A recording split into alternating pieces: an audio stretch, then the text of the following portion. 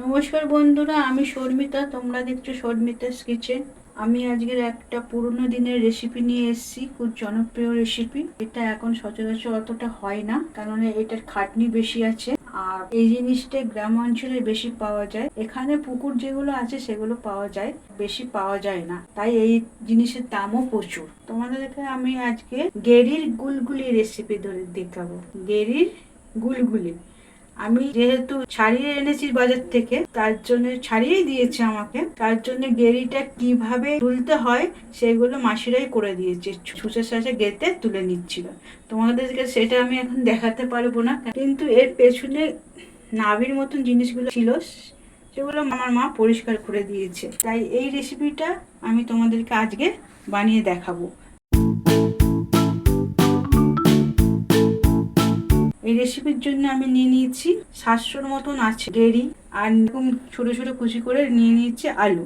আর ফোড়ন হিসেবে নিয়ে নিয়েছি শুকনো লঙ্কা, তেজপাতা, দালচিনি, লবঙ্গ, এলাচ আর গোটা জিরে। গুঁড়ো মশলার মধ্যে নিয়ে নিয়েছি হলুদ গুঁড়ো, লঙ্কা গুঁড়ো, গরম মশলা গুঁড়ো, আর ধনে গুঁড়ো, জিরে গুঁড়ো। তোমরা লঙ্কা গুঁড়োটা ঝাল যে যেমন খায় তেমন দেবেন।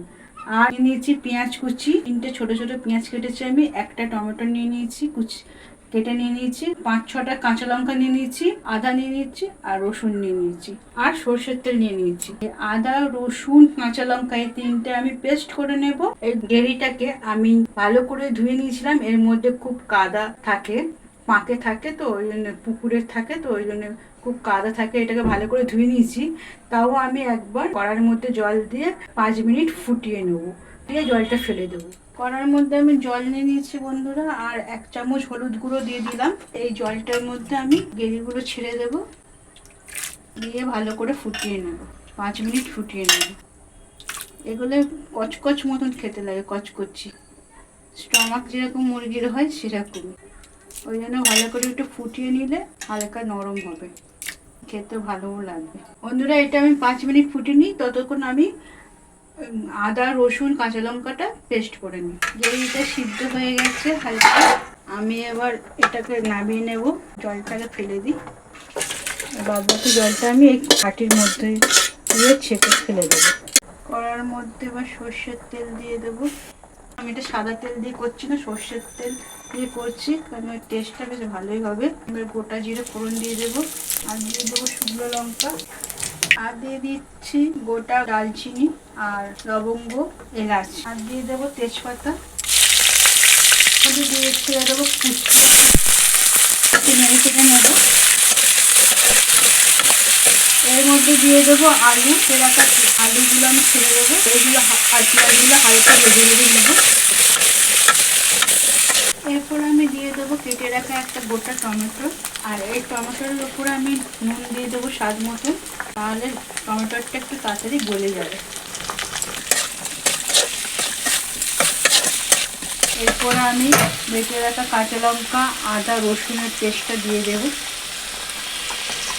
এটা পুরো যেমন মাংস করে সেরকম পদ্ধতিতেই করতে হবে, এটা কষাই ভালো লাগে। গেরির ঝোলও খাই, গেরির ঝোল খুব উপকারী, শরীরের ক্ষেত্রে খুব উপকারী জিনিস, চোখও ভালো রাখে, লিভারও ভালো লাগে।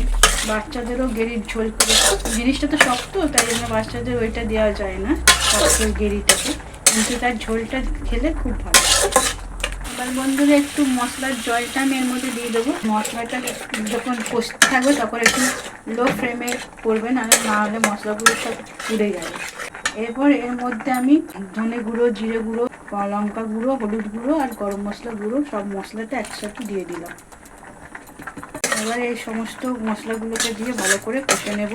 এই গেরি এটা একটু ছাড়িয়ে পরিষ্কার করতে এইগুলোই একটু খাটনি, কিন্তু রান্না করতে অত খাটনি নেই। এটা মাংসের মতনই কষে রান্না করলে ভালো লাগবে। আমরা মুরগির গিলমিটে যেরকম কষা কষা করি ওরকম সেম পদ্ধতিতে করতে হবে। বন্ধুরা, আমাকে যারা ইউটিউব চ্যানেল থেকে দেখছো তারা ইউটিউব চ্যানেলটাকে সাবস্ক্রাইব করে দিও। যারা ফেসবুক পেজ থেকে দেখছো তারা শর্মিতা তন্ময় ব্লগ পেজটাকে ফলো করে দিও।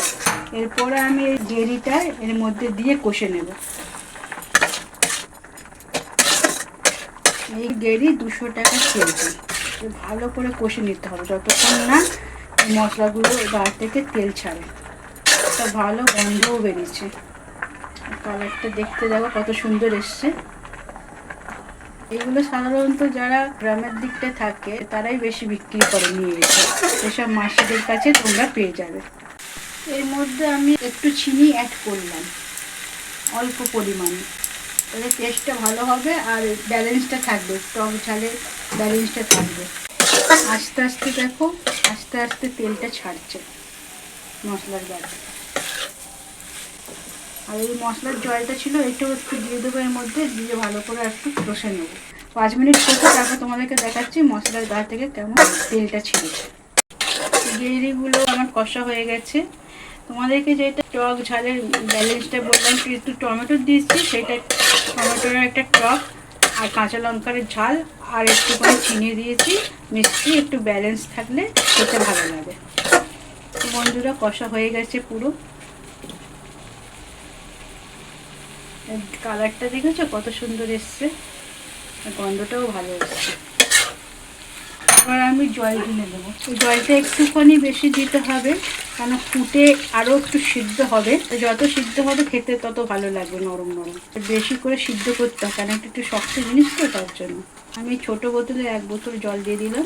এবার আমি এটা চাপা দিয়ে দেবো, ঢাকনা দিয়ে এই জলটাকে একটু মেরে নেবো, নিলেই আমার গেরি যেটা এটা রেডি হয়ে যাবে।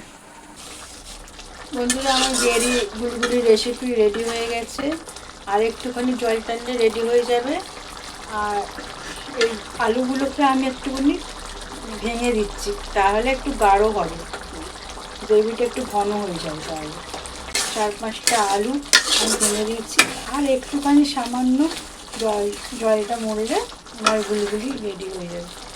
দেখো কত সুন্দর কালারটা এসছে, আর গন্ধটা পুরো মাংসের মতনই হয়েছে। চলো বন্ধুরা, এটা জলটা মরে গেলে আমি সার্ভ করে নিয়েছি, তোমাদেরকে দেখাচ্ছি। তারপর বন্ধুরা আমি সার্ভ করে দিয়েছি, কালারটা মারাত্মক হয়ে যায়। এই যে বড়জি বসে গেছে খেতে বসে গেছি। নতুন রেসিপি গেরির গুলগুলি, দেখতে তো মারাত্মক লাগছে, দেখি একটু খেয়ে কিরকম লাগছে। দেখো দেখো, চলো ট্রাই করি। কচকচির মতো, কিন্তু টেস্ট আছে, ভালোই টেস্ট আছে, সুন্দর খেতে লাগছে, একদম মাংসের মতো। মাংসই তো, এটা এক ধরনের মাংসই। রান্নাটা কেমন মাংসের মতন, খুব সুন্দর লাগছে রান্নাটা। আর এইগুলো তো সাধারণত আমাদের শহরাঞ্চলে পাওয়া যায় না, গ্রাম থেকে মাসিরা নিয়ে এসে এগুলো বিক্রি করে, তাই এগুলো অনেকটাই দাম, প্রায় 200 টাকা কেজি, 200 টাকা কেজি এগুলো। তো শহরে যেখানে যেখানে পুকুর আছে সেখানে সেখানে সেখানে পাওয়া যায়। তো এটা আমি এখন ট্রাই করব, খেতে তো আমার খুবই ভালো লাগছে, খুব ভালো লাগে খেতে। আলু দিয়ে খাও আরো বেশি ভালো লাগে। তো আলু,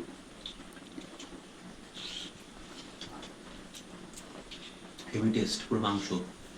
হ্যাঁ অবশ্যই মাংস, খুব টেস্ট লাগে, পুরো একদম মাখা মাখা ঝাল ঝাল, পুরো যে মশলার ব্যালেন্সটা মারাত্মক। আর এই রেসিপিটা প্রথম থেকে শেষ পর্যন্ত তোমাদের দেখতে হবে, তাহলেই পুরো একদম ব্যাপারটা তোমাদের একদম বুঝতে সুবিধা হবে, আর তোমরা বাড়িতেও এই ধরনের রেসিপি বানিয়ে খেতে পারবে বা তোমাদের প্রিয়জনকে খাওয়াতে পারবে।